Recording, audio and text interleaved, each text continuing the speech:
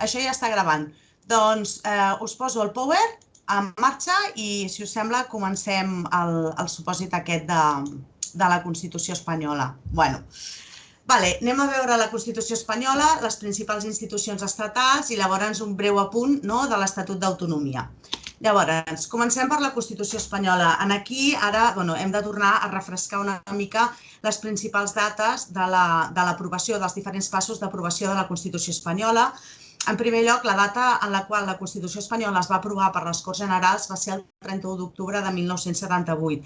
Així que si ens pregunten de quina data és la Constitució, en termes generals, la resposta sempre és 31 d'octubre de 1978, que és la data que s'ha agafat de referent perquè va ser quan es va aprovar, ja dic, per les dues cambres.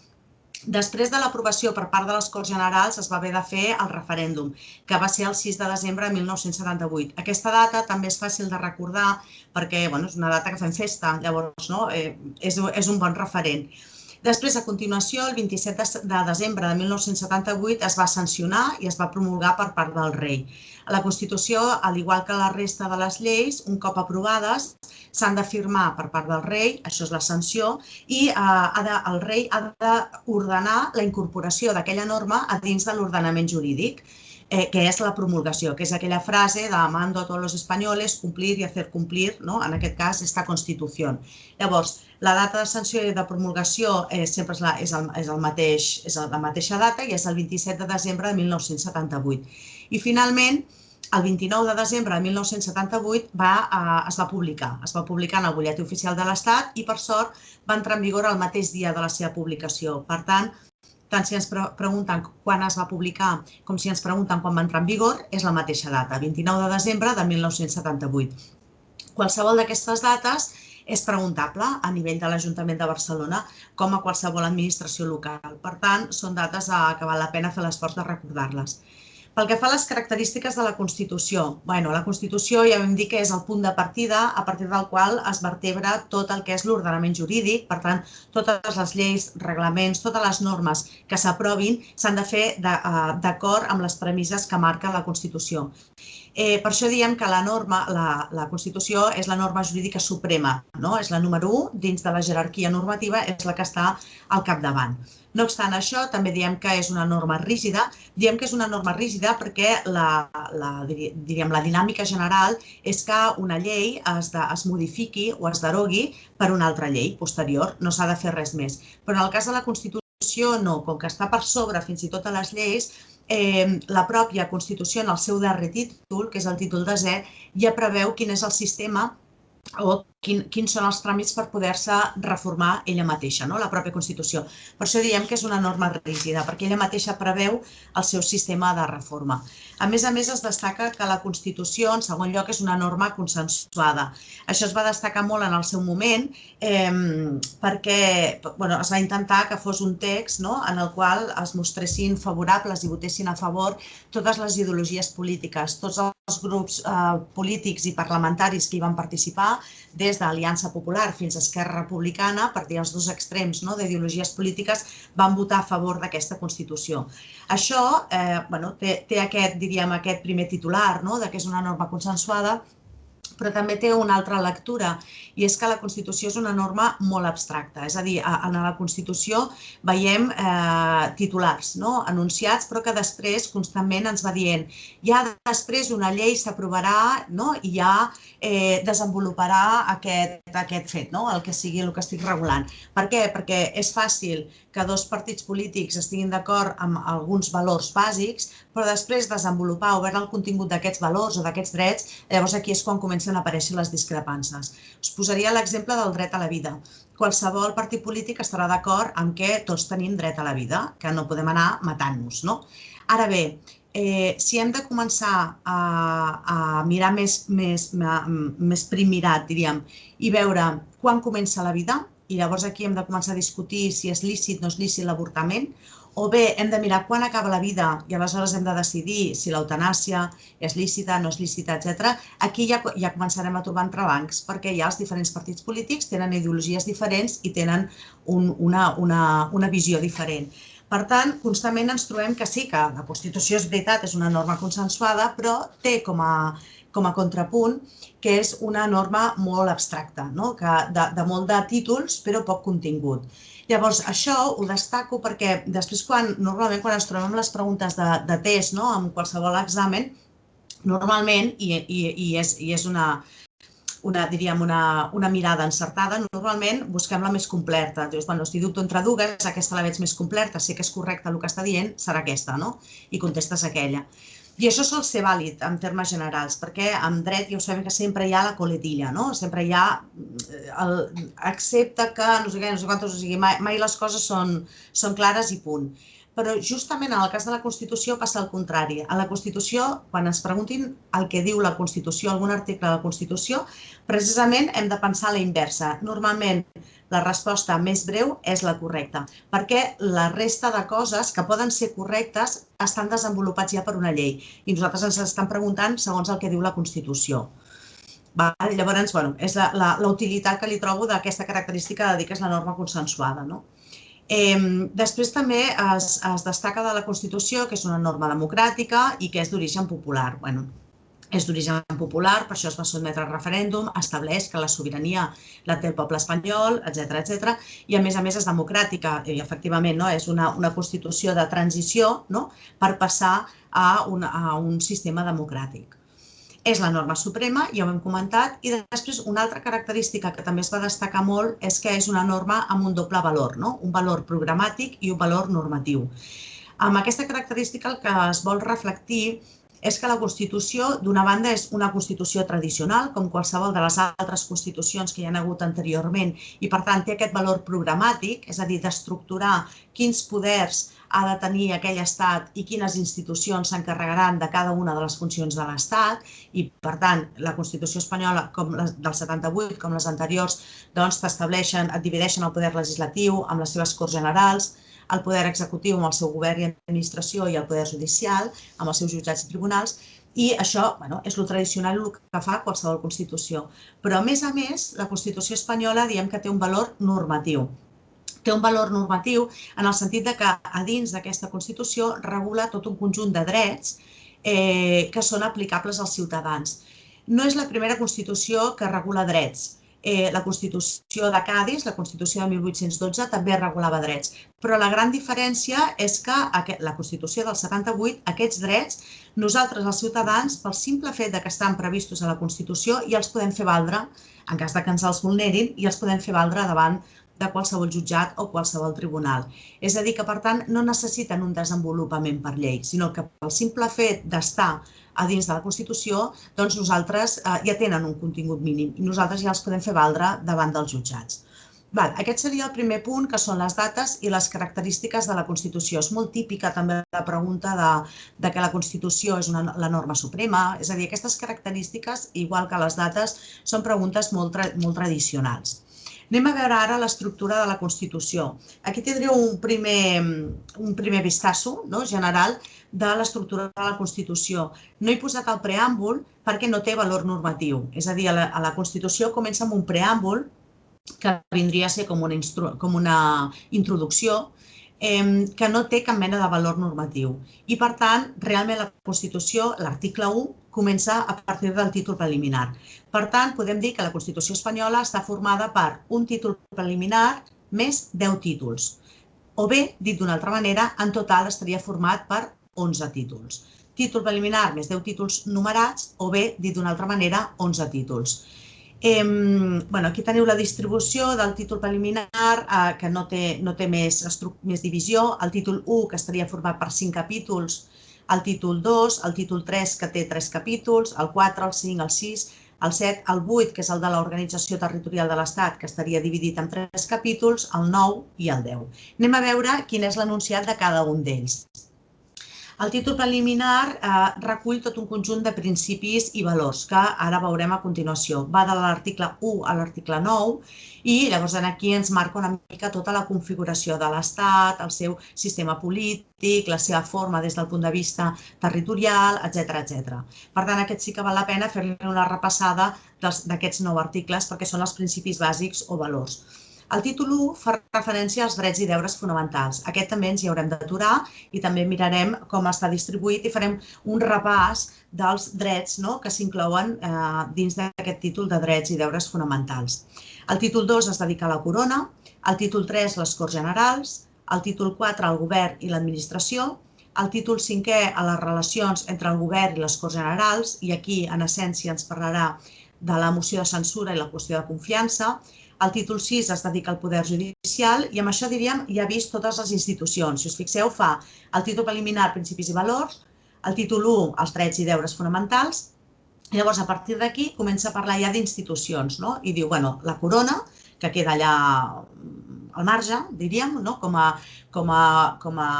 institució que arbitra i modera i procura que no hi hagi conflicte entre els tres poders de l'Estat. Recordar que els tres poders de l'Estat són legislatius, executiu i judicial, i per tant el títol 3 comença amb el poder legislatiu, per tant les Corts Generals, el títol 4 continua amb el poder executiu, govern i administració, i el títol 5 estableix la relació entre aquests dos, entre les Corts Generals i govern i administració. I el títol 6 es dedica al tercer poder, que és el poder judicial.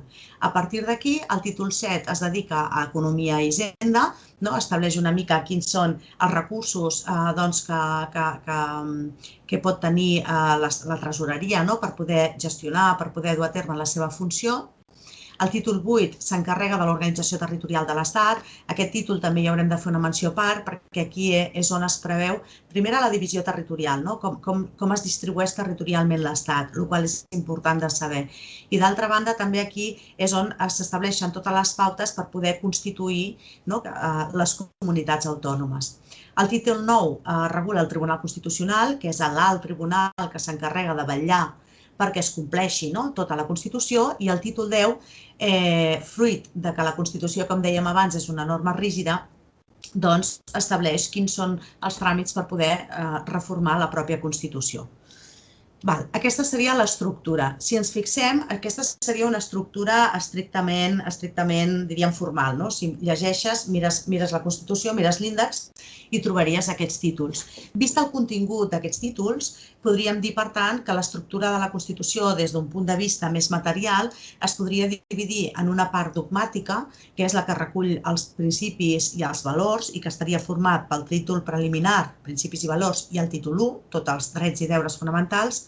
Després hi hauria una part orgànica, que és la que s'encarregarà de tota l'estructura, de regular tota l'estructura del funcionament, etc., de l'Estat, que seria dels títols 2 a 9, i llavors podríem parlar d'una part final, que és, per fer referència a aquest títol 10, que s'encarrega estrictament del que és la reforma de la Constitució.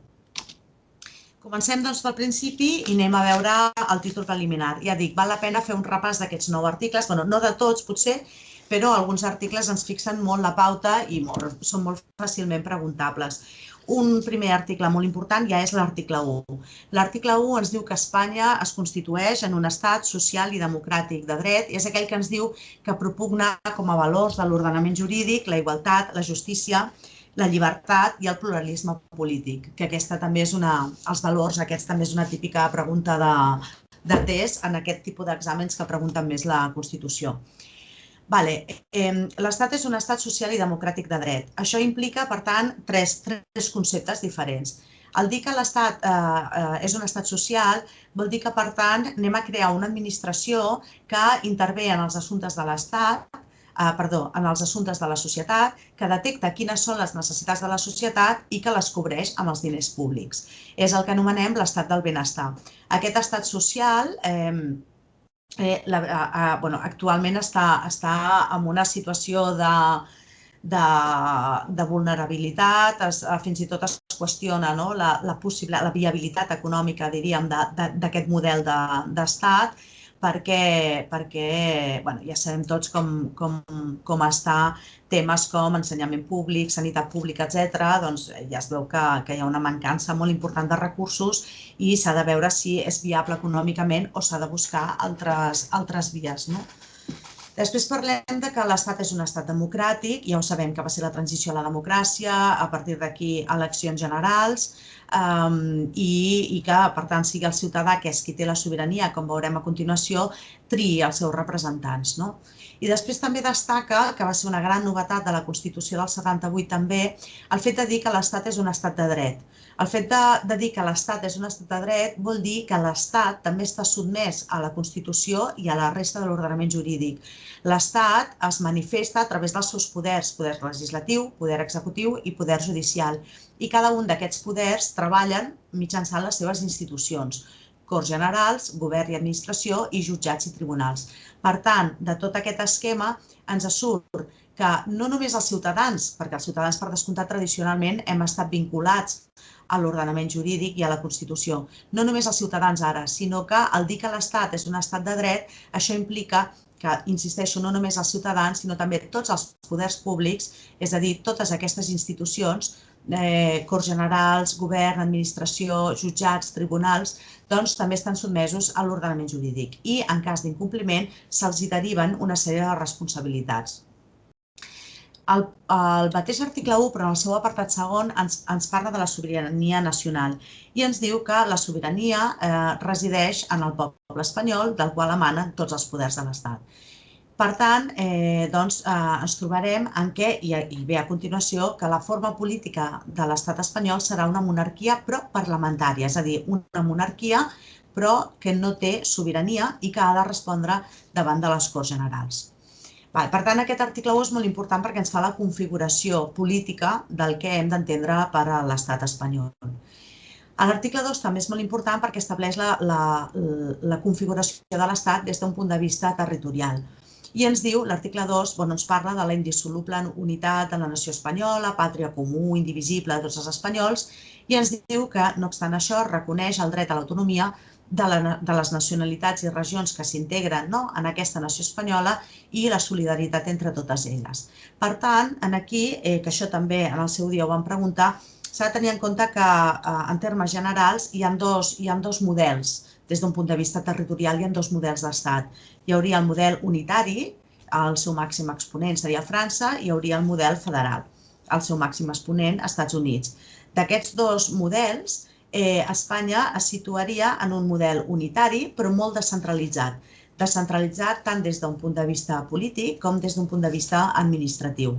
Per això crea les comunitats autònomes o permet la possibilitat de creació de les comunitats autònomes i en aquestes comunitats autònomes els hi cedeix el poder legislatiu i el poder executiu, però mai el poder judicial. Per què? Perquè si també traspassa o cedeix aquest poder judicial, ja no parlaríem d'un estat unitari, sinó que parlaríem d'un estat federal. Llavors, una pregunta de test que havíem fet, que la tinc aquí apuntada, deia que, d'acord amb l'article 2 de la Constitució, quin model d'estat es preveu, i llavors et deia unitari però descentralitzat políticament, unitari però descentralitzat administrativament, unitari però descentralitzat políticament i administrativament, que seria aquesta, i l'altra no sé si deia un estat unitari sense descentralització o alguna cosa així. Es desprèn aquesta resposta de l'article 2 de la Constitució. Després, d'altra banda, tenim l'article 3. L'article 3, més que res, ens serveix per definir la llengua oficial. L'article 3 de la Constitució ens diu clarament que el castellà és la llengua oficial de l'Estat, el castellà és la llengua oficial. Però permet que la resta de llengües espanyoles puguin ser també cooficials, juntament amb el castellà, si així ho preveuen en els seus respectius estatuts d'autonomia. Com sabem, és el cas de l'Estatut d'Autonomia de Catalunya, que preveu el català com a llengua cooficial juntament amb el castellà. És més, l'Estatut d'Autonomia del 2006 ens diu que el català és llengua cooficial i també ens diu que és la llengua pròpia. Al dir-nos que és la llengua pròpia, això implica que qualsevol funcionari que vulgui entrar a formar part de qualsevol de les institucions o de les administracions públiques catalanes, tant a nivell de Generalitat com a nivell local, doncs han d'acreditar el coneixement de la llengua catalana mitjançant el certificat, el nivell C de català. Doncs això pel que fa a la llengua oficial. Després l'article 4 parla de la bandera espanyola, no cal anar més enllà. L'article 5 ens diu que la capital d'Espanya és la Villa de Madrid, perfecte. Llavors ens parla de l'article 6, L'article 6 ens parla dels partits polítics i estableix que expressen el pluralisme polític. La idea de la Constitució és que a través dels partits polítics es poguessin manifestar les diferents ideologies polítiques, de tal manera que trobéssim en el Congrés dels Diputats i en el Senat una riquesa de diferents ideologies polítiques i que haguessin d'assumir pactes i acords per poder governar. Les circumstàncies han portat per al sistema d'eleccions o la traducció dels vots en escons i per als vots que ha fet la gent ens ha portat més aviat a un bipartidisme. Tradicionalment les coses sempre han estat entre dos partits polítics molt destacats i després la resta de partits molt més minvats. Però, diríem, la idea de la Constitució en el seu moment era partits polítics, pluralisme, en quant a ideologies polítiques i que tot aquest pluralisme el trobem reflectit en el Congrés i en el Senat i que es prenguin les decisions tenint en compte tota aquesta riquesa ideològica, per entendre'ns. Però, a la pràctica això s'ha traduït més aviat en un bipartidisme. També ens diu l'article 6, que això ho havíem preguntat, que el seu règim i funcionament intern han de ser democràtics. Malament comencem, si els partits polítics internament ja no funcionen de manera democràtica, doncs malament anem. Per tant, els partits polítics, tot el seu règim intern i tot el seu funcionament ja ha de tenir un contingut democràtic. El mateix ens diu l'article 7 pel que fa als sindicats i les associacions empresarials. Els sindicats i les associacions empresarials el que fan és reflectir o expressar els interessos socials en l'àmbit del treball. Uns pel que fa als treballadors, l'altre pel que fa als empresaris. I també ens diu l'article 7 que el règim intern, tant de sindicats com d'associacions empresarials, el règim intern i el seu funcionament també han de ser democràtics. L'article 8 parla de les forces armades, que estaria formada per l'exèrcit de terra, mar i aire. I llavors tenim l'article 9. L'article 9 ens recull uns principis bàsics, ja que estan ubicats aquí en el títol preliminar i que per tant són importants. En primer lloc tenim el principi de legalitat, que ja hem comentat i més que comentarem, surt molt sovint a tot arreu. En aquest sentit, el principi de legalitat implica que els ciutadans i els poders públics estan sotmesos a la Constitució i a la resta de l'ordenament jurídic. En segon lloc, tenim el principi de publicitat de les normes. Ja que s'estableixen unes normes que són d'obligat compliment per part dels ciutadans, doncs els ciutadans les han de conèixer. El Codi Civil estableix que la ignorància de les lleis no eximeix del seu compliment. I aleshores, per tant, si nosaltres estem obligats i fins i tot no val l'excusa de dir «ai, és que no ho sabia», doncs s'ha de garantir aquesta publicitat perquè nosaltres puguem ser coneixedors de les normes que existeixen i puguem en tot moment saber què podem fer i què no podem fer. Després, l'article 9 també ens parla de la irretroactivitat de les disposicions sancionadores no favorables o restrictives de drets individuals. Aquest principi també ha sigut objecte de pregunta més d'una vegada. Ens fixem que l'article 9 l'únic que diu és que totes les normes que s'aprovin que hagin de ser desfavorables en termes generals pel ciutadà s'han d'aplicar de manera irretroactiva. És a dir, si a partir d'ara, per exemple, anar sense mascareta doncs serà delicte, per exemple, s'eleva la categoria de delicte, i això és a partir d'avui, doncs a partir d'avui puc sancionar les persones que vagin sense mascareta com un delicte. Però les persones que anaven sense mascareta la setmana passada no les puc condemnar per aquest delicte perquè no era delicte en aquell moment.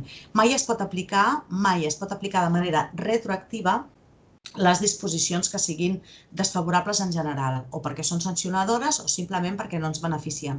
Si a partir de demà s'aplicarà un recàrrec a totes aquelles persones menors de 30 anys, per exemple, en el pagament de l'IBI, m'ho estic inventant, doncs aleshores, això serà a partir d'ara, però el que no pot ser és que reclamis aquest recàrrec de les persones que fins a dia d'avui han estat pagant aquest impost, per exemple.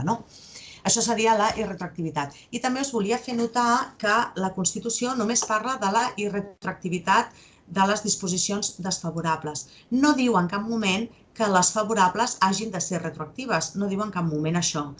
És a dir, quan el legislador aprova una llei o el govern aprova un reglament que és favorable, ell decidirà si ho aplica amb caràcter retroactiu o no. La Constitució no obliga ni a fer-ho d'una manera ni a fer-ho d'una altra. L'únic que demana la Constitució és que el que sigui desfavorable sigui irretroactiu. Després ens parla del principi de seguretat jurídica, és a dir, que s'ha de garantir que el ciutadà sàpiga en tot moment què és el que està autoritzat i què és el que està prohibit. El principi, i finalment ens parla del principi de responsabilitat i interdicció de l'arbitrarietat dels poders públics. És a dir, això va lligat amb el principi de legalitat.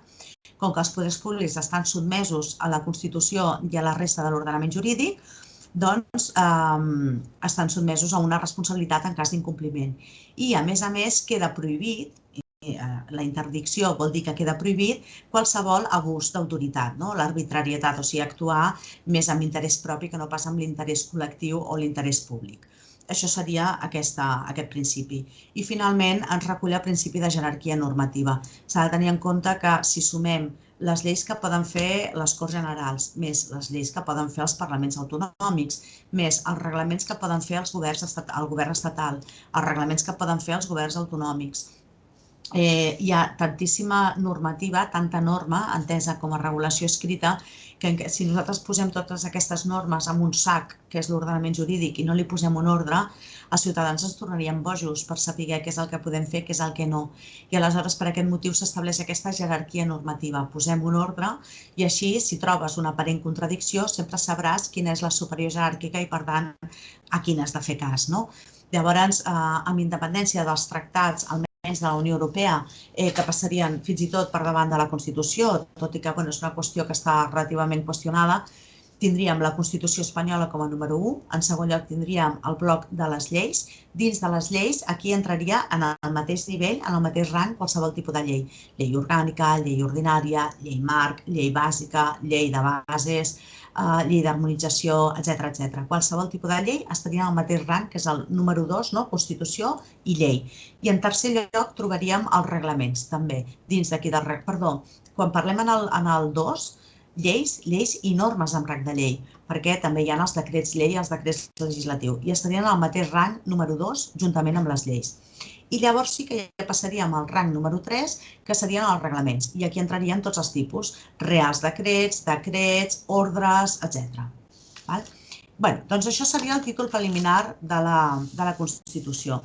Passem al títol 1, que fa referència als drets i deures fonamentals, que és un altre punt que també ens hi hem d'aturar una mica, perquè és un tema també important i fàcilment, diríem, preguntable. De fet, el títol 1, com hem vist abans, està dividit en 5 capítols. El capítol 1 fa referència als espanyols i estrangers, engloba els articles 10 a 13. Aquí només ens interessaria, d'alguna manera, per saber que aquí l'article 13.2, en concret, és el primer article dels 2 que s'han modificat de la Constitució espanyola. En aquest cas, l'article 13.2 es va modificar arran del Tractat de Maastricht, que va incloure el concepte de ciutadà europeu i aleshores era contradictori amb l'article 13.2. L'article 13.2 originàriament deia que els estrangers tenien dret al sufragi actiu en les eleccions municipals, és a dir, que tenien dret a votar a les eleccions municipals, però no tenien dret de sufragi passiu, és a dir, no tenien dret a ser votats, no podien ser alcaldes, no podien ser regidors. Amb el Tractat de Maastricht això no xoca amb aquesta previsió, perquè ja dic, arran de la creació del concepte de ciutadà europeu, i per tant s'ha de modificar. La modificació consistirà en afegir i passiu. I, per tant, actualment, l'article 13.2 diu que els estrangers tenen el dret de sufragi actiu i passiu en les eleccions municipals. Per tant, poden votar i poden ser votats a les eleccions municipals. El capítol 2 és el que ens interessa. El capítol 2 fa referència als drets i llibertats i llavors està estructurat de la manera següent. Primer té un article suelto, que és l'article 14, que és el dret a la igualtat. Després té la secció primera, que fa referència als drets fonamentals i llibertats públiques, que va dels articles 15 a 29, que són els drets fonamentals per excel·lència, i després té una secció segona que fa referència als drets i deures dels ciutadans i que va dels articles 30 a 38. Llavors, el capítol 3 fa referència a principis rectors de la política social i econòmica. Això són principis que van adreçats als poders públics i que, per tant, per poder-se traduir en drets, s'hauran de desenvolupar en el seu dia, i així s'ha anat fent, s'hauran de desenvolupar mitjançant llei. A diferència dels drets que trobem en el capítol 2, siguin els superfonamentals o no, ja pel simple fet d'aparèixer a la Constitució ja es poden fer valdre davant dels tribunals. En canvi, els principis del capítol 3 no. Són, diríem, declaracions d'intencions. I llavors això, qui ho recepciona són els poders públics i han de desenvolupar-ho mitjançant llei perquè es pugui traduir en drets concrets. Un cop ens estableix aquests diferents drets amb les seves classificacions, el capítol 4 estableix les garanties de les llibertats i dels drets fonamentals en els articles 53 i 54. Aquí és on ens parla del procediment preferent i sumari, de la possibilitat de recurs d'empara davant del Tribunal Constitucional i també ens parla de la figura del defensor del poble. I finalment, el capítol 5 estableix la suspensió dels drets i llibertats a l'article 55, que és on regula les figures de l'estat d'alarma, excepció i setge. Anem a veure una mica, doncs això mateix que acabem de dir del títol 1, una mica més desenvolupat per fer una mica de repàs, així en flash, una mica dels diferents drets que hi ha. El capítol 1 ja hem comentat, espanyols i estrangers. Anem pel capítol 2, que és el verd. Com deia, el capítol 2 està format per dues seccions, la secció primera i la secció segona. La secció primera és la que diu aquí los derechos fuertes. Aquests són els drets fonamentals puros i duros. Però d'aquests drets fonamentals puros i duros, aquí hi haurem d'afegir també l'article 30.2, que és el de l'objecció de consciència, que ja sabeu que també s'ha considerat finalment, després d'una estira i arronsa, s'ha considerat també un dret fonamental. Quins són aquests drets fonamentals? Anem a refrescar-los una mica. Doncs tenim el dret de l'article 14, la igualtat de tots els espanyols davant de la llei, que fixeu-vos que l'article 14 està suelto, no està dins de la secció primera, sinó que està suelto. Per això, si nosaltres ens pregunten quins són els drets fonamentals que estan dins de la secció primera del capítol segon del títol primer, hem de dir del 15 al 29. Però, en canvi, si ens pregunten quins són els drets fonamentals i els hem d'incloure tots, direm del 14 al 29 i, a més, afegirem també el 30.2, que és el de l'objecció de consciència. I quins són els drets que estan establerts, diríem, en els articles 15 a 29? Anem a fer-los ni que sigui una lectura del titular, per refrescar-los una mica.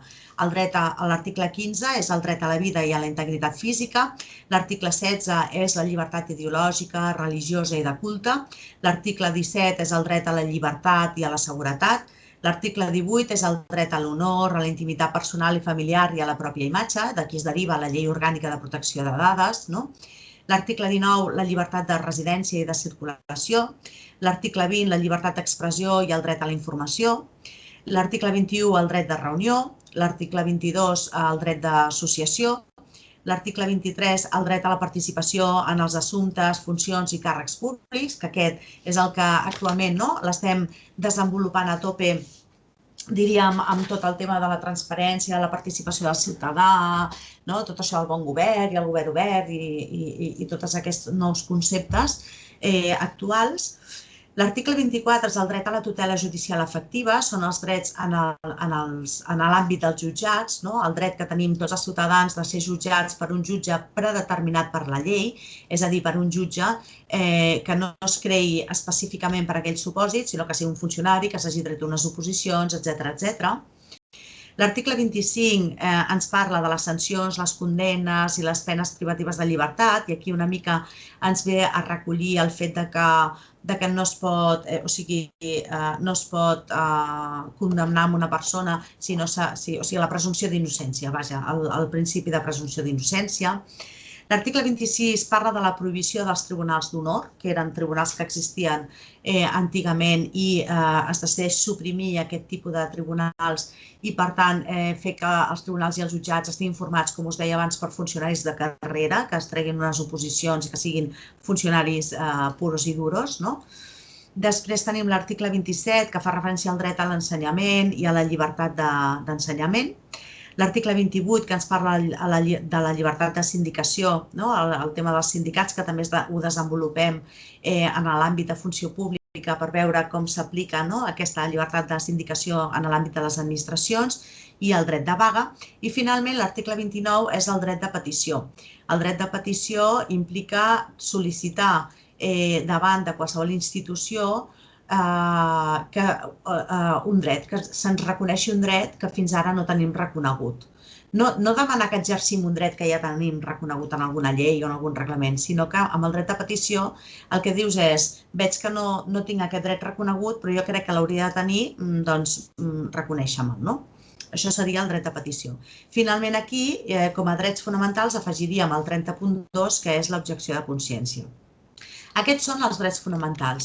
Llavors, d'altra banda, en la secció segona parlem dels drets que li diu aquí derechos débiles, o sigui que ja no tenen aquest reforçament de garanties que tenen els drets fonamentals. Quins són aquests altres drets que també recull la Constitució però que no tenen aquesta consideració de drets fonamentals? Doncs els que estan previstos als articles 30 a 38, que són el dret i deure de defensar Espanya. L'article 31 és el principi de capacitat econòmica i no confiscatorietat, és aquell deure que tenim de contribuir a les despeses públiques d'acord amb la nostra capacitat econòmica. L'article 32, el dret del matrimoni. L'article 33, el dret a la propietat privada i a l'herència. Aquí, quan veiem l'expropiació forçosa, diem, vale, sí, la Constitució reconeix el dret a la propietat privada, però també diu que pot quedar limitada o fins i tot es pot deixar sense valor, o sigui, a zero, la propietat privada com a conseqüència de la seva funció social. I aquí entra quan l'administració pot expropiar. L'article 34 ens parla del dret a la fundació. L'article 35, el dret al treball, que és configurat com un dret i un deure.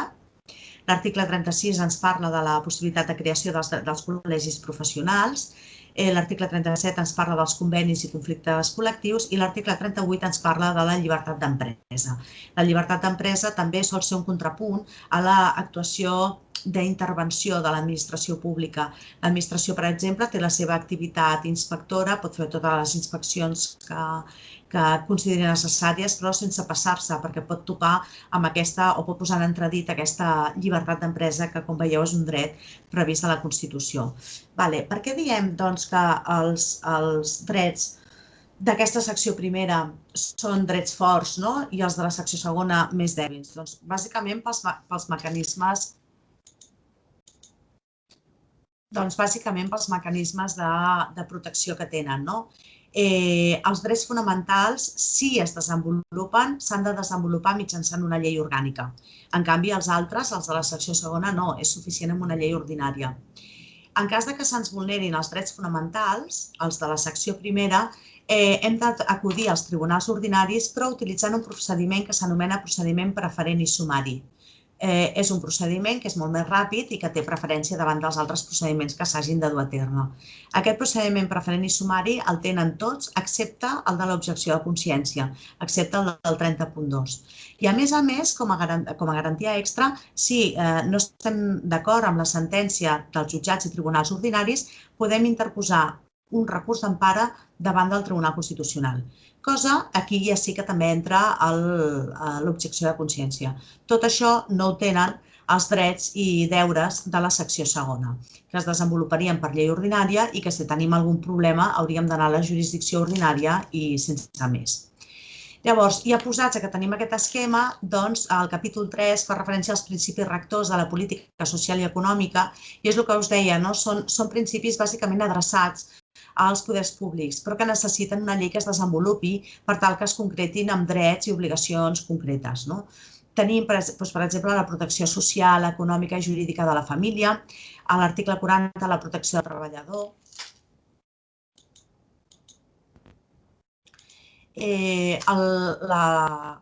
espera, que em sembla que tinc problemes i que no em sentireu bé.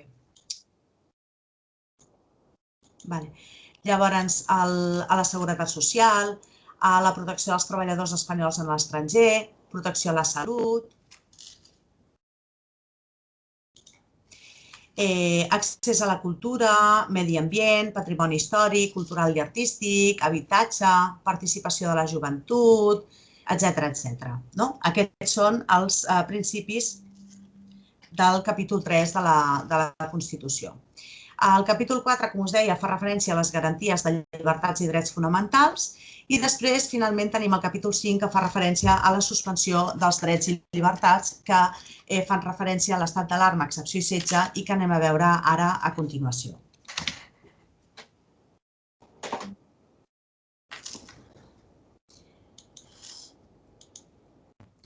Abans que res, de tota manera, recordar que la Constitució preveu la suspensió individual i la suspensió col·lectiva.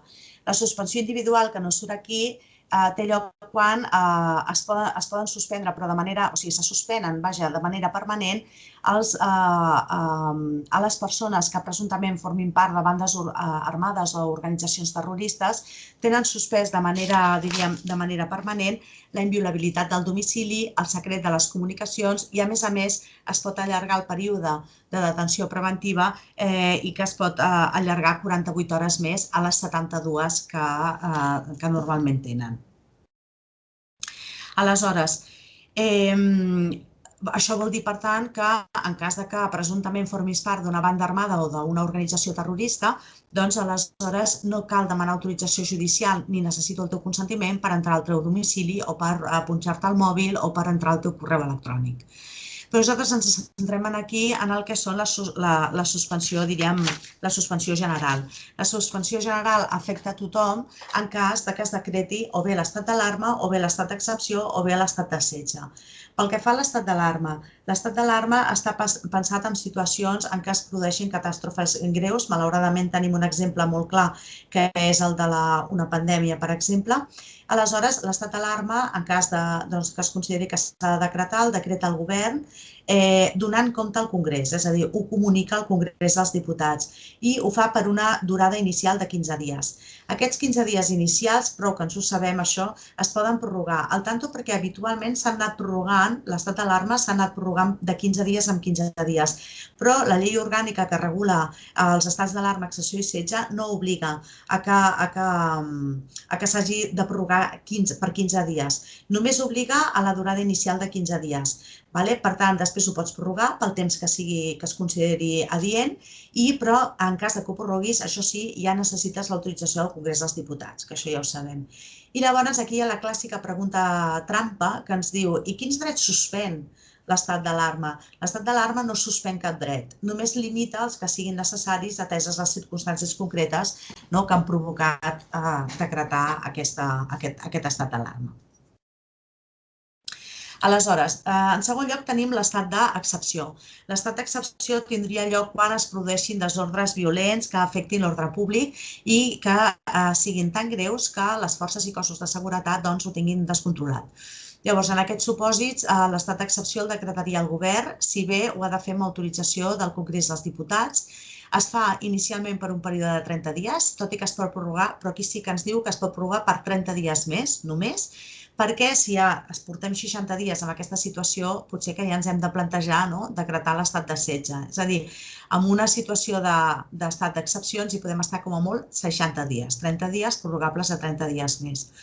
I els drets que se suspenen són els drets de llibertat i seguretat, inviolabilitat del domicili, el secret de les comunicacions, la llibertat de circulació i residència, la llibertat d'expressió, el dret a comunicar i rebre lliurement informació, el dret de reunió, de manifestació, de vaga i de negociació col·lectiva. Si us fixeu, bàsicament, els drets que se suspenen bàsicament amb la finalitat d'evitar que encara posar més llenya al foc, diríem. És a dir, si ja tenim una revolta al carrer, només ens falta una vaga o una manifestació o negociacions col·lectives, conflictives, etc. O sigui, només ens falta això. I, per tant, són aquest tipus de drets, bàsicament els drets d'exercici col·lectiu, els que s'estan suspenent aquí per evitar que encara s'agreugi més la situació. I, d'altra banda, també se suspèn drets com la inviolabilitat del domicili o el secret de comunicacions per agilitzar la feina de les forces i cossos de seguretat, ja que no se'n surten amb les circumstàncies que hi ha en aquell moment. I llavors, finalment, tenim l'estat de setge.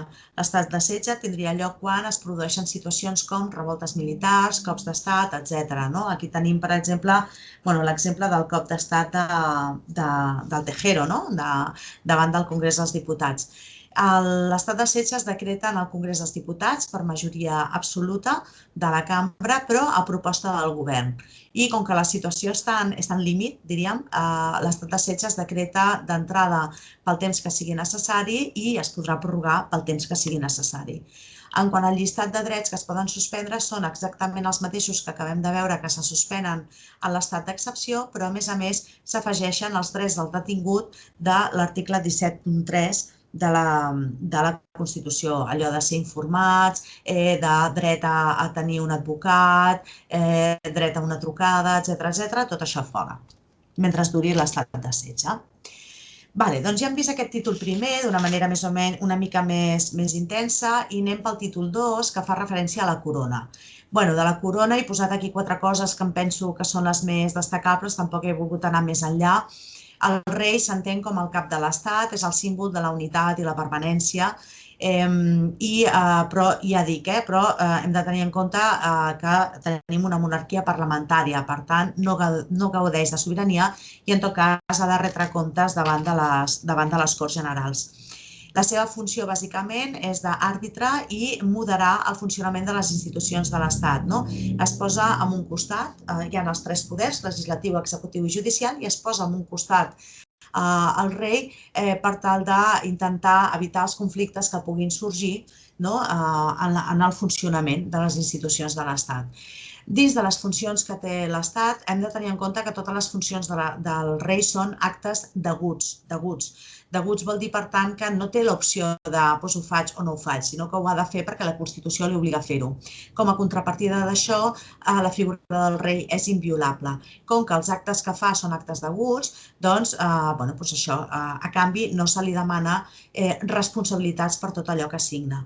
Aleshores, el que es fa és establir el que anomenem l'aval o la contrasignatura o el referendament per part d'altres òrgans com són el president del govern o bé el ministre que sigui competent per raó de la matèria, que signa juntament amb el rei i aquest és el que assumirà les responsabilitats en cas que hi hagi algun problema.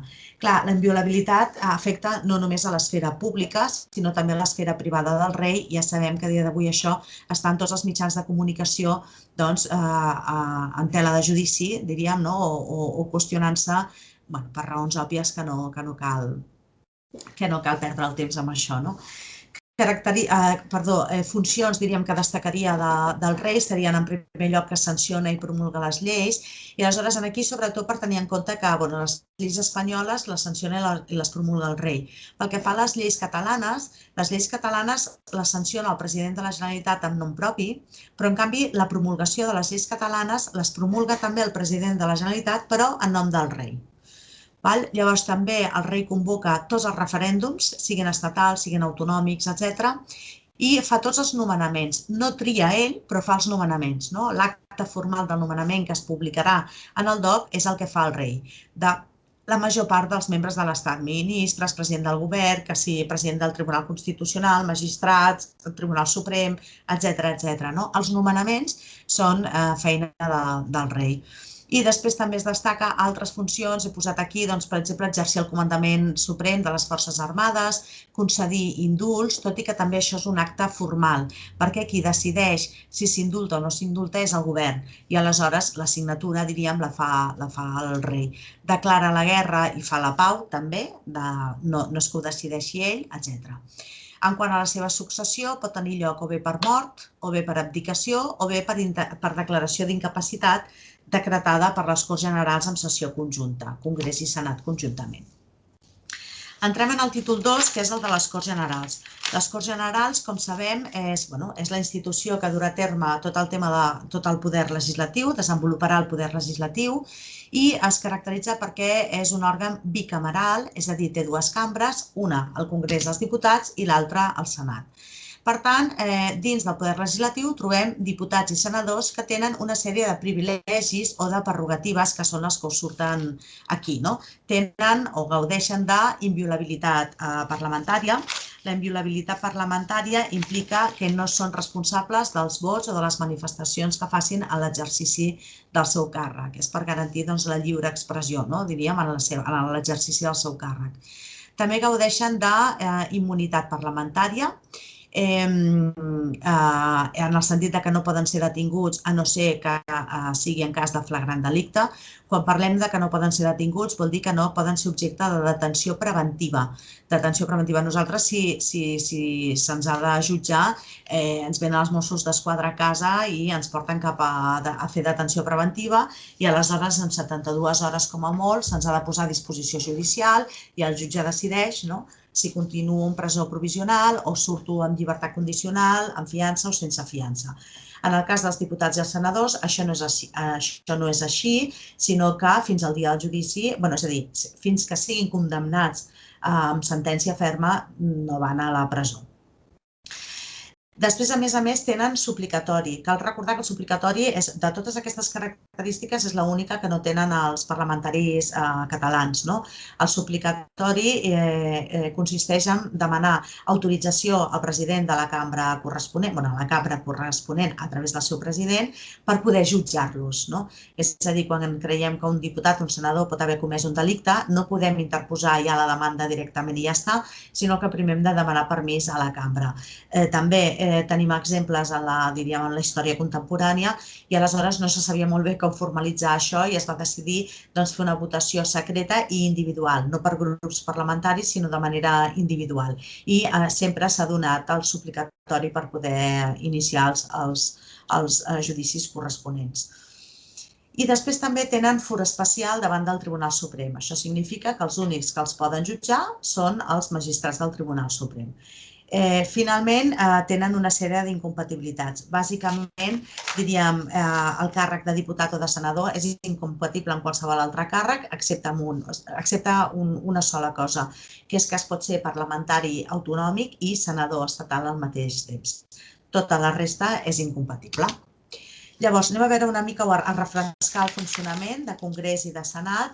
En el Congrés dels Diputats diem que la circumscripció electoral és la província i a l'hora de fer les votacions o de traduir aquestes votacions en escons es fa a través d'un criteri proporcional. Un criteri proporcional que es fa mitjançant el sistema DON. Llavors, bàsicament el que es fa, per tant, es tradueixen els vots en funció de la població, amb algunes mesures de correcció, perquè més o menys totes les províncies estiguin degudament representades. Les llistes que es presenten per quan tu votes són llistes que estan tancades i a més estan bloquejades. Tancades en el sentit que no pots afegir un nom i bloquejades en el sentit que no pots alterar l'ordre d'aquella llista. I en el cas de Ceuta i Melilla es tria un diputat per cadascuna d'elles, una Ceuta i una Melilla, i es fa pel criteri majoritari, no pel criteri proporcional en aquest cas. D'altra banda, tenim el Senat. En el Senat, aquí hi ha dos sistemes, diríem, per escollir els senadors. Hi ha el que anomenem els senadors provincials, és a dir, surten de les eleccions 4 senadors per província, i després hi ha els senadors que anomenem senadors autonòmics, que són escollits pels propis parlaments de les comunitats autònomes i són un senador per cada comunitat autònoma i, a més també, cada comunitat autònoma té un més per cada milió d'habitants. Per exemple, en el nostre cas, que som 7 milions i mig, doncs tindríem 7 milions perquè és un per cada milió d'habitants, més el 1 per ser comunitat autònoma, doncs ens sortirien 8. 8, i en aquests 8 els hi sumaríem els 4 per cada província, 8 més 16, per tant. Aquests són els senadors que representen els interessos territorials de Catalunya en el Senat. Llavors, a les Illes Majors s'entenen per Illes Majors, Gran Canària, Mallorca i Tenerife, els hi correspon 3 senadors a cadascuna d'elles. 3 a Gran Canària, 3 a Mallorca i 3 a Tenerife. I a la resta d'illes els hi correspon un senador a cadascuna d'elles. En el cas del Senat, en tots, s'utilitza el criteri majoritari, el que obtingui més vots, i ja està. I llavors també va per llista tancada, en el sentit que tu quan votes no pots afegir un nom, però no està bloquejada, és a dir, nosaltres podríem alterar l'ordre de la llista que se'ns ha presentat. Llavors, això és el que faria referència al sistema d'elecció, com funcionen les eleccions. Llavors, anem a veure ara els òrgans de les cambres. Els he posat conjuntament perquè són els mateixos, tant pel Congrés dels Diputats com pel Senat. Però, al tanto, quan dic que són els mateixos, vull dir que hi ha un president al Congrés i un president al Senat. Hi ha el ple del Congrés, hi ha el ple del Senat. Hi ha la mesa del Congrés, la mesa del Senat, etc. Ho dic perquè una vegada vam preguntar per quants membres estava format la Diputació Permanent de les Corts Generals, vam preguntar. I llavors et posaven 21, mínim 21, 23, mínim 20... No, 21, mínim 21, 23. I la D que posava aquest òrgan no existeix. I la bona era aquesta, que aquest òrgan no existeix, perquè no hi ha una Diputació Permanent de les Corts Generals, sinó que hi ha una Diputació Permanent del Congrés dels Diputats i una altra Diputació Permanent formada per altres membres en el Senat. O sigui, el Congrés és un edifici i el Senat és un altre edifici i a cada un d'ells tenen aquests diferents òrgans, cadascuna de les dues cambres. Vull dir, em sento una mica ridícula fent aquests matisos, però com que a vegades fan aquestes preguntes i aquí hi caus el dia de l'examen, doncs anem a fer el matís per tenir-ho en compte per si de cas. Llavors, en quant al president, tant d'una cambra com de l'altra, el president és escollit, com sempre, per la majoria de sempre. Majoria absoluta en primera votació i si no ho aconseguim, doncs aleshores faríem una segona votació i seria suficient la majoria simple. D'altra banda, tenim el ple. El ple diem que és l'òrgan superior o suprem de la cambra. El ple és la reunió de tots els diputats o la reunió de tots els senadors, inclòs el seu president respectiu, i és on es delibera i s'acaba votant, és l'òrgan col·legiat que votant adopta les diferents decisions que li corresponen, que bàsicament són lleis perquè estem en el poder legislatiu. En canvi, a la mesa li diem que és l'òrgan rector de la cambra. És l'òrgan que organitza o gestiona el calendari, organitza tot el que va entrant pel registre, li va donar la preferència que correspongui i ho va repartint les feines, etc. Per això diem que és l'òrgan rector. La mesa del Congrés està formada per un president, 4 vicepresidents i 4 secretaris. I, en canvi, la mesa del Senat està formada per un president, 2 vicepresidents i 4 secretaris. No és ben bé el mateix. Després tenim els grups parlamentaris. Clar, quan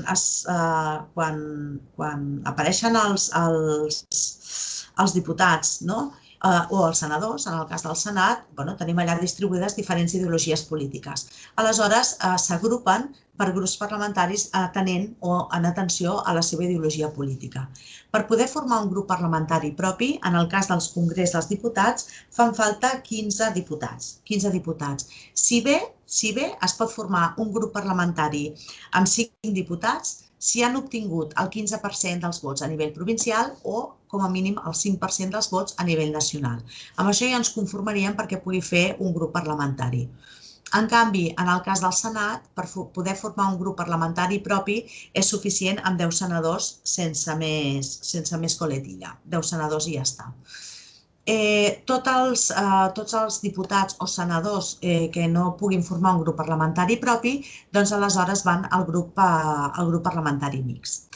Al capdavant de cada un d'aquests grups parlamentaris ubiquem un portaveu i la reunió de tots els portaveus juntament amb el president de la cambra s'anomena Junta de Portaveus. La Junta de Portaveus està bàsicament pensada per preparar els debats que després tindran lloc en el ple. És una mica l'òrgan molt important que està per mirar de rebaixar les diferències i que quan després s'arriben al ple realment es puguin assolir acords. És allò de si tu votes a favor d'això jo després et votaré a favor de l'altre i entrar en aquest tipus de detalls. Després tenim les comissions, que les comissions són un òrgan molt important en qualsevol Parlament modern. Les comissions poden ser de dos tipus, hi ha les comissions permanents i hi ha les comissions no permanents. Les comissions permanents poden ser legislatives o no legislatives. Les comissions permanents legislatives són les que treballen les lleis que van entrant abans de portar-les en el ple. I n'hi ha diferents comissions permanents legislatives distribuïdes per matèries. Hi ha la comissió de pressupostos, la comissió civil, la penal, etc. Llavors, que arriba un projecte de llei penal, doncs el portem a la comissió permanent legislativa penal. Que arriba el projecte de llei de pressupostos, doncs ho portem a la comissió permanent legislativa de pressupostos i així successivament. També hi ha comissions permanents però que no són legislatives. Per exemple, la comissió de l'Estatut jurídic dels diputats, per exemple, que és la que s'encarrega de vetllar perquè es compleixi el reglament intern de cadascuna de les cambres, per posar un exemple. I després tenim comissions no permanents. L'exemple que se m'acut així més ràpid són les comissions d'investigació.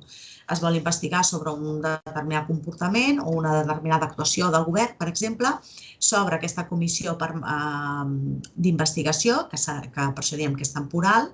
Es faran les investigacions que pertoquin i un cop s'hagi fet l'informe amb les conclusions, doncs es dissol aquella comissió.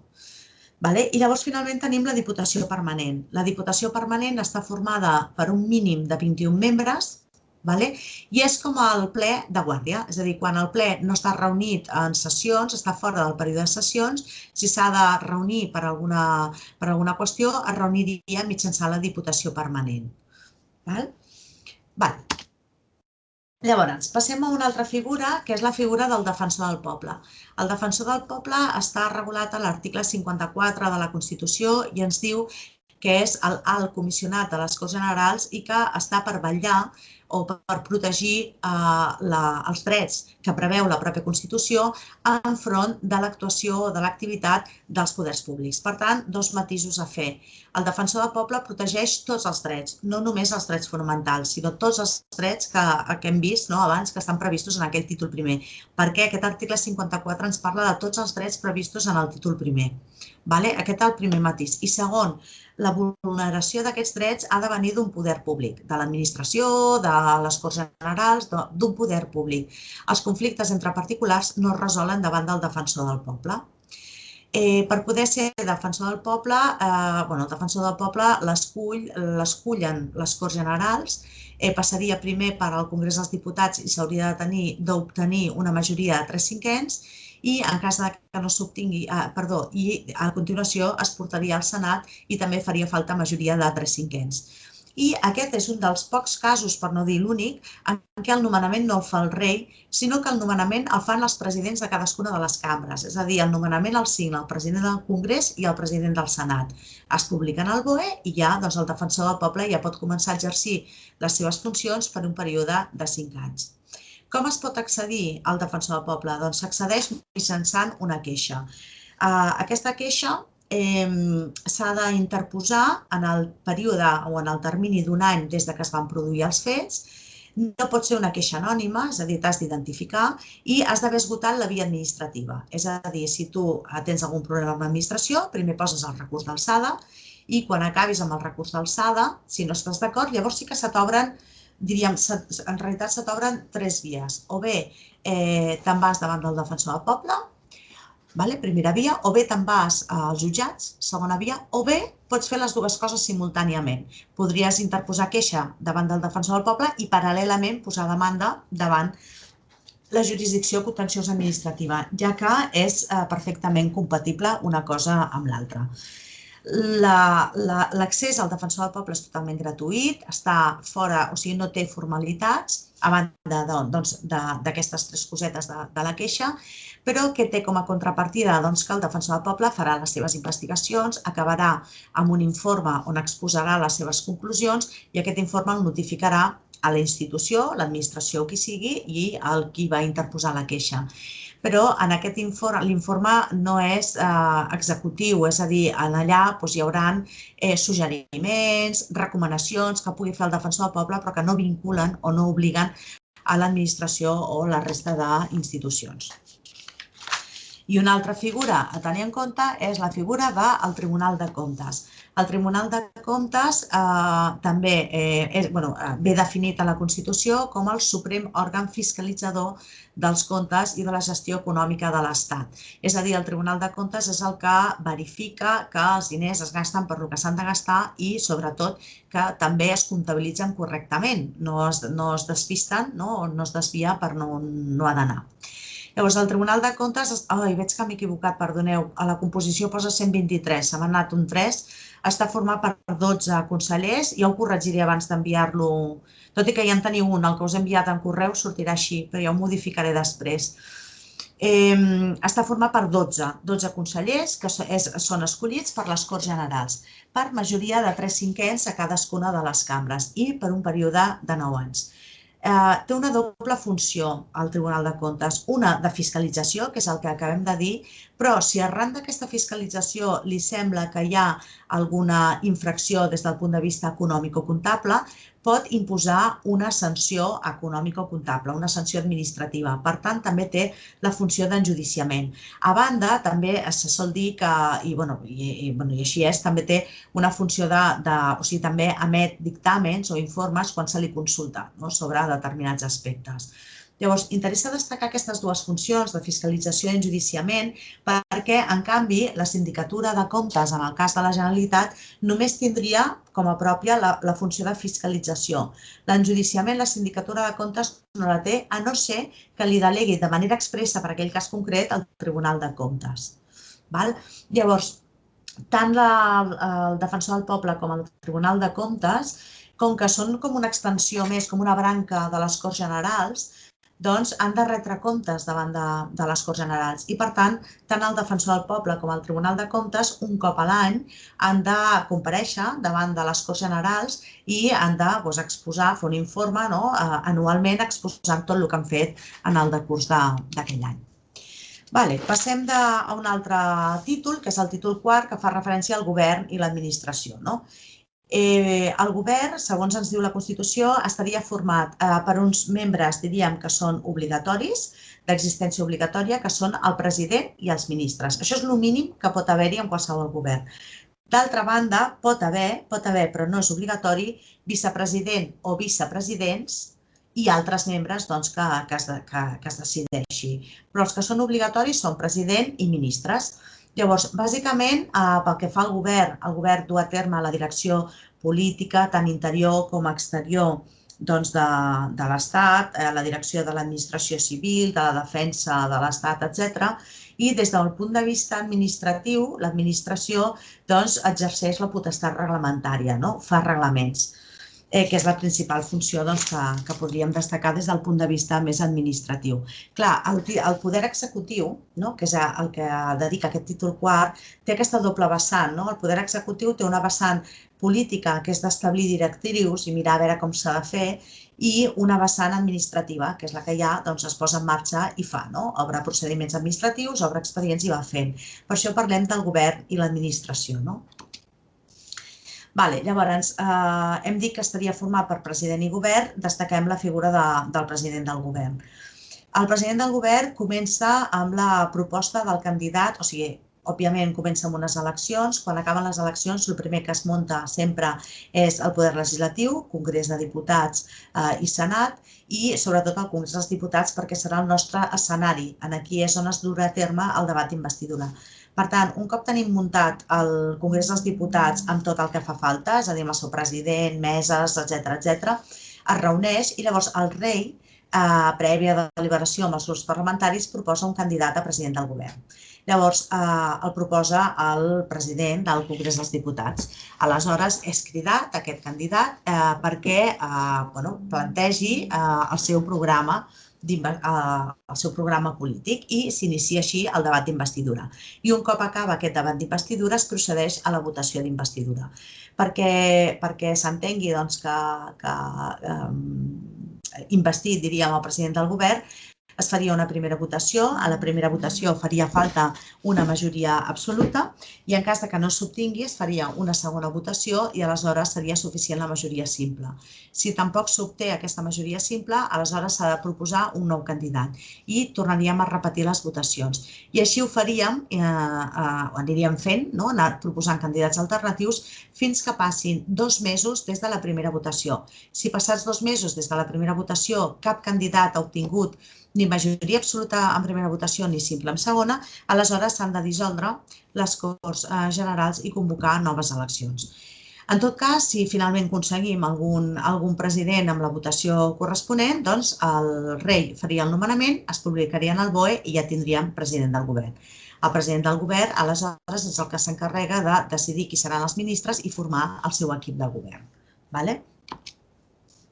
El títol 5 fa referència a les relacions entre les Corts Generals i el Govern i, bàsicament, per tant, recull aquestes dues figures, la moció de censura i la qüestió de confiança, que són les principals eines que té el Congrés dels Diputats per controlar l'actuació política del Govern. Llavors, tenim d'una banda la moció de censura i d'altra banda tenim la qüestió de confiança. Pel que fa a la moció de censura la pot interposar una desena part dels diputats i sempre interposar-la vol dir entrar-la en el registre d'entrada del Congrés dels Diputats.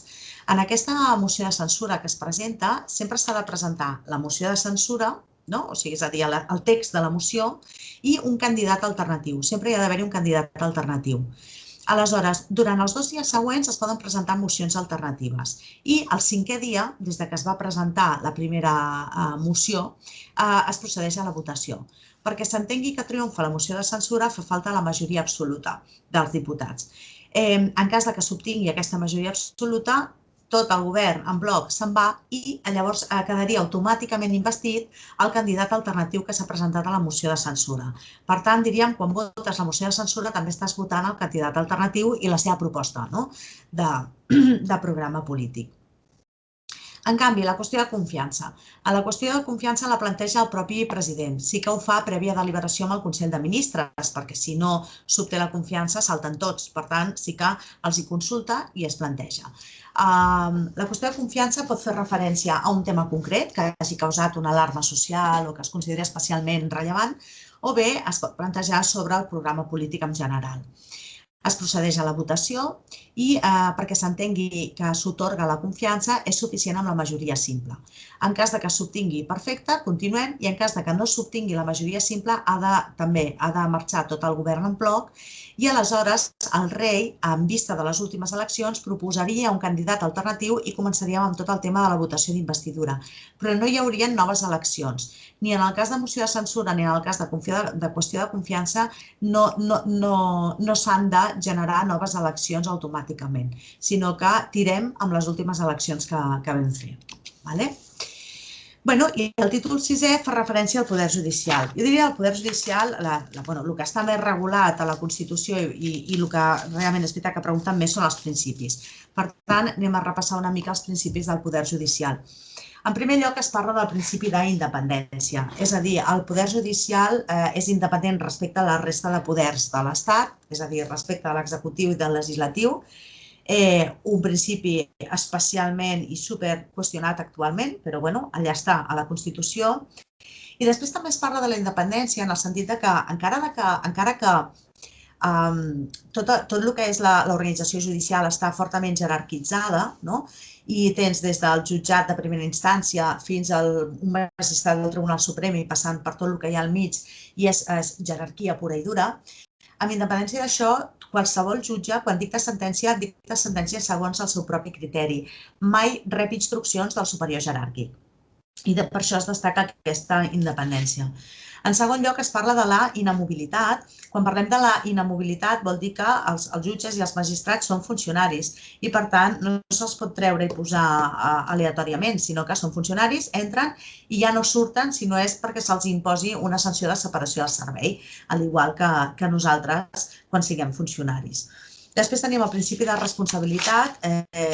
La responsabilitat, ja hem vist abans, a l'article 9 ens parlava de la responsabilitat dels poders públics, doncs ara estem en un dels poders públics, doncs també se li aplica el principi de responsabilitat. I també se li aplica el principi de legalitat que ja hem vist en diferents ocasions. A més, fruit del desenvolupament dels articles 117 i següents de la pròpia Constitució espanyola, podem parlar de tot un altre conjunt de principis. Tenim en primer lloc el principi d'exclusivitat jurisdiccional, en el sentit que només els jutges exerceixen el que anomenem la funció jurisdiccional. La funció jurisdiccional és la funció de dictar sentències i executar-les. Només els jutges i magistrats poden fer-ho. I això té l'altra cara de la moneda, que és el principi de monopoli jurisdiccional. El principi de monopoli jurisdiccional significa que l'únic que poden fer els jutges és la funció jurisdiccional, és a dir, tenen un règim d'incompatibilitats molt estricte. De fet, l'única altra cosa que poden fer és la creació o producció literària o artística o científica. És a dir, i no poden exercir cap altre tipus d'activitat per garantir la seva imparcialitat. Després tenim el principi d'unitat jurisdiccional. Només hi ha un poder judicial, únic per tot l'Estat. Altra cosa és que, clar, al poder judicial li posem sucursals a tot el territori i, per tant, hi hagin jutjats i tribunals repartits per tot el territori de l'Estat per poder fer la seva feina. Però tots són estatals i els seus funcionaris són estatals també, no? O sigui, els jutges i magistrats. A més a més, el principi d'unitat jurisdiccional implica que no poden haver-hi jurisdiccions especials, allò de dir una jurisdicció només pels metges, que uns quants metges fan de tribunal en el col·legi de metges. No, tot això es va donar per acabat amb la Constitució espanyola. El que sí que poden haver-hi i que hi han d'haver-hi són jurisdiccions especialitzades, perquè no podem pretendre que un jutge sàpiga de tot. I llavors hi ha la jurisdicció civil, la penal, la contenciosa administrativa, la social o laboral i recentment, no tan recentment, vull dir, en l'etapa més contemporània, diríem, s'han anat creant d'altres, com és temes de violència de gènere, temes de família, etc., temes mercantils, els jutjats mercantils, per especialitzar els jutges en determinades matèries i que no es dictin a vegades sentències que puguin resultar autèntics disbarats. Després hi ha el principi, que en realitat és una obligació que tenim els ciutadans i la resta d'entitats, siguin del sector públic o del sector privat, que és el deure de col·laboració amb l'administració de justícia. També tenim el principi de gratuïtat. El principi de gratuïtat significa que totes aquelles persones que no puguin pagar-se un advocat o un procurador se'ls podrà assignar un advocat o un procurador d'ofici. També hi ha el principi general de publicitat i oralitat de les actuacions judicials. A la mesura del possible tot s'ha de mirar de fer públic i a no ser que s'hagi de vetllar per drets, com per exemple els drets dels menors, que llavors es faria a porta tancada, o que pugui atentar la intimitat de les persones, que també es faria a porta tancada. I sempre s'ha de procurar no intercanviar documents, sinó fer els tràmits de manera oral, perquè el jutge pugui veure in situ i davant de la persona i així pugui estar més segur de la veracitat o no del que s'està al·legant. Després tenim el principi de responsabilitat patrimonial de l'Estat, en cas que hi hagi alguna actuació que hagi provocat un perjudici, danys i perjudicis a un tercer, doncs se li poden exigir responsabilitats patrimonials. I després hi hauria l'origen popular de la justícia, que aquest s'intenta implementar, sí que el podem veure amb el fet que hem dit que la sobirania recau en el poble i, per tant, tots els poders, per tant, també el poder judicial, recauen al poble, emana aquest poder del poble.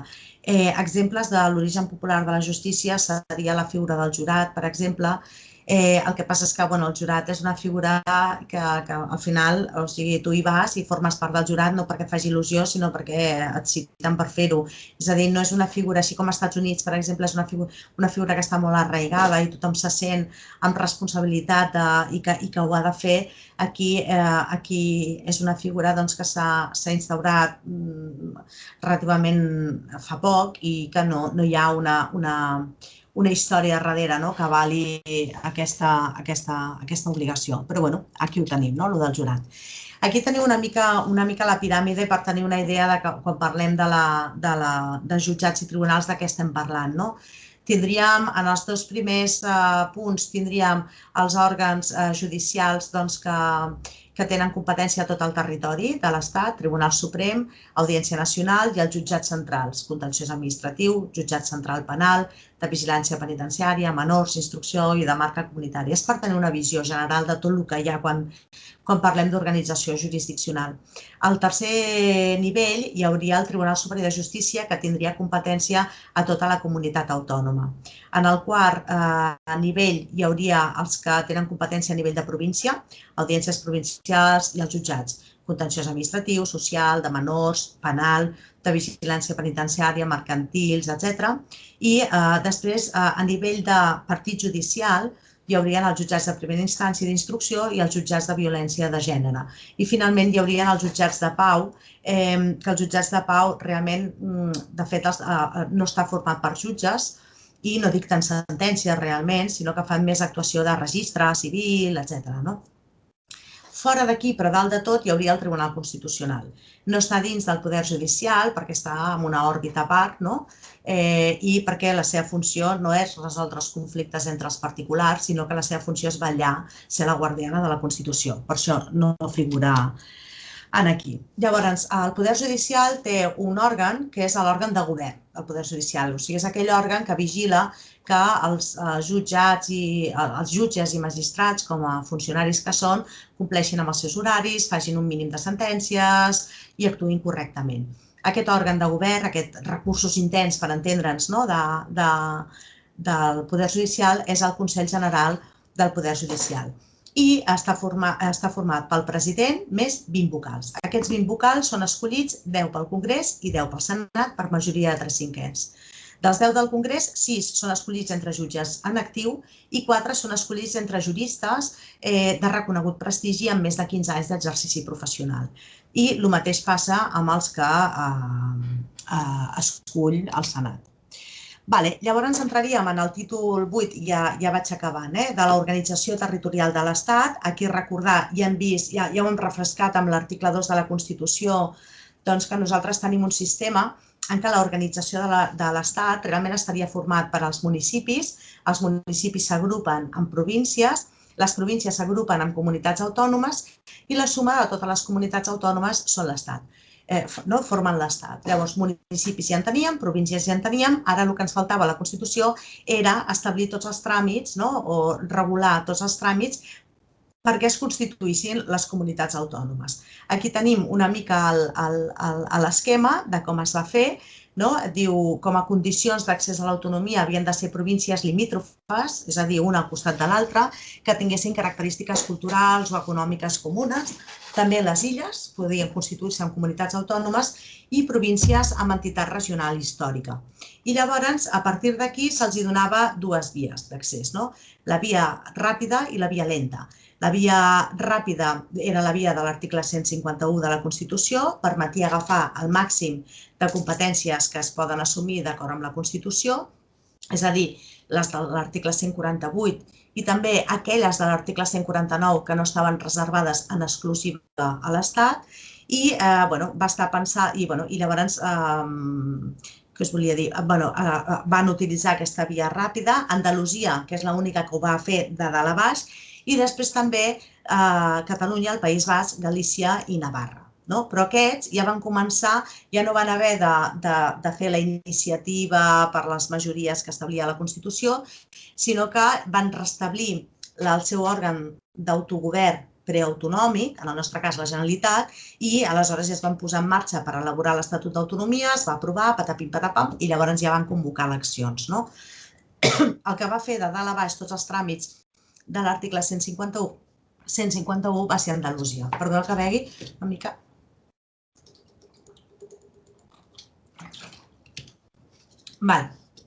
I llavors la resta de comunitats autònomes van tirar per la via de l'article 143 de la Constitució.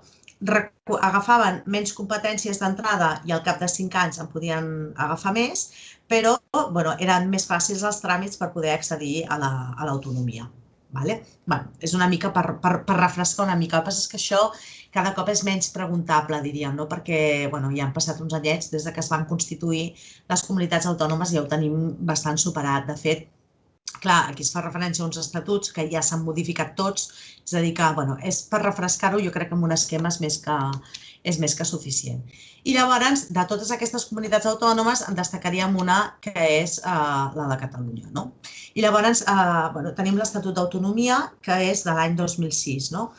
L'Estatut d'Autonomia del 2006 és un estatut molt complet, té fins a 223 articles, per tant, realment és un estatut molt complet, i llavors està format per aquests títols. O sigui, té un títol preliminar, més 7 títols, per tant, té 8 títols, dit d'una altra manera, té 8 títols.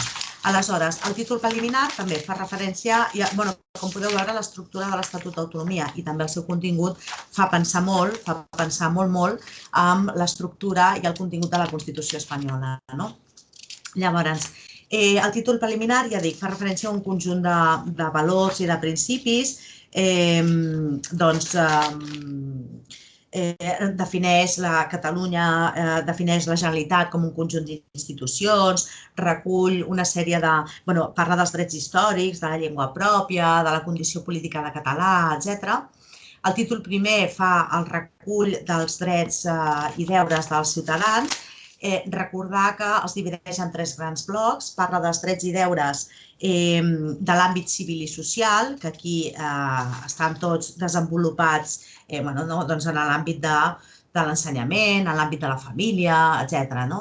Després tenim els drets i deures en l'àmbit polític de l'administració, que seria tot el que ho ha acabat desenvolupant la llei 19/2014 de transparència, el dret a uns serveis públics de qualitat, el dret a una bona administració, el dret de participació, tot això ja s'ha desenvolupat en la llei 19/2014. I un tercer bloc de drets en aquest mateix títol primer és el dels drets i deures lingüístics. La idea aquesta de que el català és llengua pròpia i, per tant, qualsevol català pot exigir que ser atès o poder ser atès en català. I en aquest sentit, per tant, sí, ja està. En aquest sentit, doncs això. Llavors, el títol segon fa referència a les institucions de la Generalitat, que a l'última diapositiva hi ha una mica el recull de les institucions. El títol tercer fa referència al Poder Judicial, però aquest va quedar bastant tocat amb la sentència del Tribunal Constitucional, perquè és el que us comentava abans, el Poder Judicial, clar, és únic a l'estat espanyol. Si es cedeix part d'aquesta competència en matèria de Poder Judicial, ja, diríem, trenquem una mica la frontera d'estat unitari a estat federal. Llavors aquí es van peus de plom, diríem. I per tant, el Poder Judicial, poca cosa més a dir del que ja hem dit abans quan hem vist el Poder Judicial. L'única cosa a destacar que el Tribunal Superior de Justícia de Catalunya, com de qualsevol altra comunitat autònoma, és el que està a la cúspide, a dalt de tot de la piràmide de la comunitat autònoma, però sempre sense perjudici de les competències que tingui el Tribunal Suprem, que està per sobre. Llavors, després tenim el títol quart que fa referència a les competències. Aquí recordar que l'Estatut d'Autonomia defineix 3 tipus de competències: les competències exclusives, les competències compartides i les competències executives. Les competències exclusives tenen lloc quan la Generalitat té la funció legislativa, la funció reglamentària i la funció executiva. En segon lloc, la competència compartida tindria lloc quan la Generalitat té també les 3 funcions, funció legislativa, la funció reglamentària i la funció executiva, però dins del marc de les bases que li fixi l'Estat. I, finalment, la funció executiva tindria lloc quan l'Estat té la funció legislativa i la Generalitat li quedaria la funció reglamentària i executiva. Després, el títol cinquè parla de les relacions institucionals, és a dir, relacions amb l'Estat, amb la Unió Europea, amb les altres comunitats autònomes, etc. El títol sisè parla del finançament i el títol setè, també com a norma rígida també que és, fa referència a la reforma, als tràmits que s'han de dur a terme per poder reformar el propi Estatut. De les institucions tenim aquest últim esquema que vindria a recollir les diferents institucions que hi ha a la Generalitat. Tenim d'una banda, tindríem el Parlament de Catalunya, que representaria el poder legislatiu en l'àmbit de la Comunitat Autònoma de Catalunya i que s'encarrega d'aprovar les lleis, els pressupostos de la Generalitat i controlar l'acció de govern. Dins del poder executiu tindríem el president de la Generalitat i el govern de la Generalitat. El president de la Generalitat dirigeix i coordina l'acció de govern i el govern de la Generalitat, format pels seus diferents departaments o conselleries, aplica les lleis, elabora pressupostos, proposa abans projectes de llei o executa els programes de govern. I en el Poder Judicial, però al tanto, tenint en compte que el Poder Judicial és únic estatal, insisteixo, però sí que és cert que hi ha aquesta figura del Tribunal Superior de Justícia de Catalunya que vetlla per la correcta aplicació de les lleis i si no s'aplica correctament les lleis sanciona el seu incompliment. Però en el benentès que aquest Poder Judicial no el té la comunitat autònoma, només té la representació del Tribunal Superior de Justícia però que queda supeditat al Tribunal Suprem. Llavors, a banda d'aquestes institucions bàsiques, hi ha altres institucions. Tenim d'una banda el Consell de Garanties Estatutàries, que té com a funció principal supervisar que les lleis s'adeqüin a la Constitució i a l'Estatut. Els dictàmens del Consell de Garanties Estatutàries mai són vinculants, mai, perquè el Tribunal Constitucional així ho va declarar la famosa sentència del 2010, però sí que en determinades ocasions és preceptiu, és obligatori demanar dictamen al Consell de Garanties Estatutàries. Bàsicament és quan es vol aprovar una llei o una norma amb rang de llei, vull dir decret llei, decret legislatiu o un reglament. Bàsicament, quan es volen aprovar lleis, doncs s'ha de sotmetre, normes, s'ha de sotmetre al dictamen preceptiu del Consell de Garanties Estatutàries, tot i que no és vinculant. Després tenim la figura del síndic de greuges, que és l'equivalent del defensor del poble, però a l'àmbit de Catalunya, que garanteix que no es vulnerin els drets als ciutadans per part de les administracions o de la resta d'institucions en l'àmbit territorial de Catalunya. Després tenim la Sindicatura de Comptes, que vindria a ser l'equivalent del Tribunal de Comptes, i que s'encarrega, per tant, de fiscalitzar els comptes del sector públic català, de totes les administracions públiques catalanes, de totes. Si bé aquí a la Sindicatura de Comptes sí que es veu més minvada quant a les seves funcions en relació al Tribunal de Comptes, com us deia abans, perquè a la Sindicatura de Comptes té la funció de fiscalització en l'àmbit territorial de Catalunya, però pel que fa a la funció d'enjudiciament només la podria tenir si expressament li delega el Tribunal de Comptes. I llavors, finalment, tenim la figura del CAC, el Consell de l'Audiovisual de Catalunya, que el que vetlla és perquè es respectin els drets i llibertats en l'àmbit audiovisual. Doncs establir allò de les limitacions horàries, també vigilar quantes emissores de ràdio es poden obrir, vigilar que les ones que circulen per l'espai permetin que tots puguem tenir mòbil i puguem tenir internet amb unes certes condicions de qualitat. Doncs amb això he acabat el que tenia pensat de fer avui aquí amb aquesta primera sessió. Deixo de compartir. Ara sí que em diu. Espera, no sé si he deixat de compartir o no. Deixo de gravar.